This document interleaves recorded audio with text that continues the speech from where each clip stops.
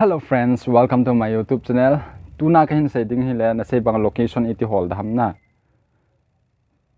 To nahin chichu nahin se nahi wang ken cha them khat ga abela min location iti sim da hamna. Chong chu kahin sei din point ni kahin sei din. Je chon them khat sau mai the na hi wang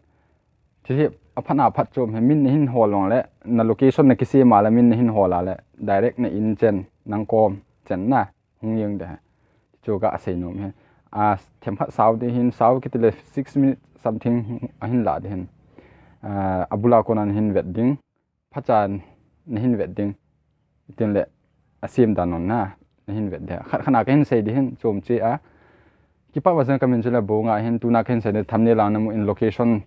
iti ki sim dham itele location iti mi location iti sa jam na chu ka hin sei di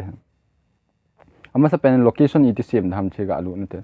location sim na dinga chu ama sa pena I hung lut diu chu hi le screen na cha kain pe den screen na hung lut diu ten le cha map umai hen map mai lut diu map mai lut diu ten le achung langa hi sars umai hen sars na chu naga mi ego ten le chun anoi don ta hi more kiti umai hen more ko mai 3 dot umai 3 dot hona mi ading nami achai ten le chun home work umai cha hi im cha na khoi lo den direct plus in mi ade plus na mi chai ten le chun enter an address kiti enter an address cha hi na dei le na address ong ai ha chi important be se lo he cha he example an min ko yeng cha he kamin ko yeng bonga zo te te kiti cha he ka koi he koi zo ten anoya map hi na mi ading na mi chai ten na location huilai pen ham chai na de ale ne in mun huilai pen ham chu naga ki hol din ki hol nom lo wale anoya scrop na ma vet na tabang ho chi na mi adin direction na hi na mi adin automatic 2 second 3 second jot na automatic na na che na tu ana din na che na chu tham location chu de chi te la save na mi adin save na mi chai ten la chun na location chu mai tai na ti chu net na ko na chi min hi hin ta min la hin holin hi lo la chi min hi me ma ko na chon hin hol ti la a hin hola le amu che de na tena mi direct nga na ko ma hung thung thei de chi chu location hin chi location chu na de ya le na in location no na ki sem thei alo na de na location na ki sem thei chu nang ho thu hin asim dan bo chu ka hin se hin tu a he iga se ki du chu location iti hol da ham mi tam da en location hi number a kona trace ga bola ga hol do the chi department au me na department a hi chu aphal lo he midang bol dinga ai ma chu normal ta e hon ga bol ding dan chu hi le cha hi point ni lang min na khanin e khat chu na het ma sat pen chu nang location hoyan chi dam chi location min chu na het nga ya example like tu a ke hojaya ko min hojaya ko na petrol pump ham ai lo le state bank ham ai lo mi min khat location ni ho min khat ka hola hele kamu ale chi location a ka chi ale ama ko ma ka thun de na ten khat lang chi ale khat chi kana location naga hol do theina chu mi khat na loi khat in whatsapp ho ai lo hoila ahin share na location ahin share na hin thot lut chu na phone chu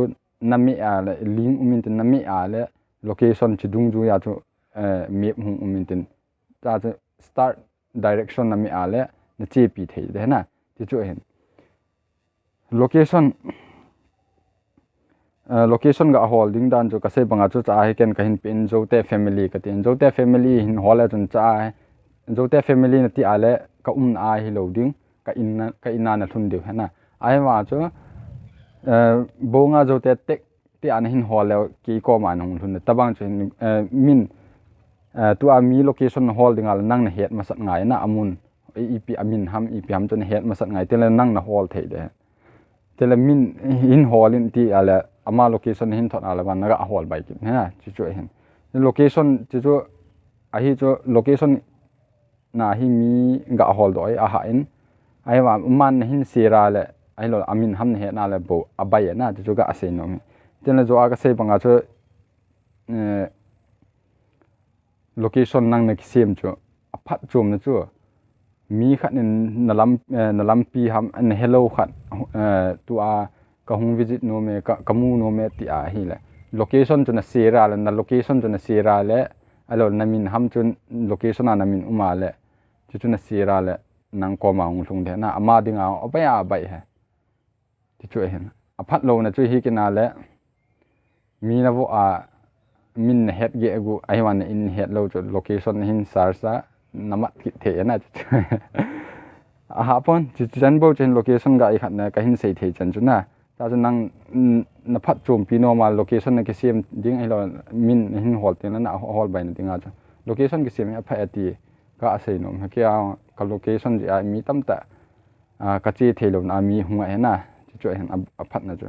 chen chu hin tin ka ki pa in abula ko na hi vet pe chen ki pa thu kan se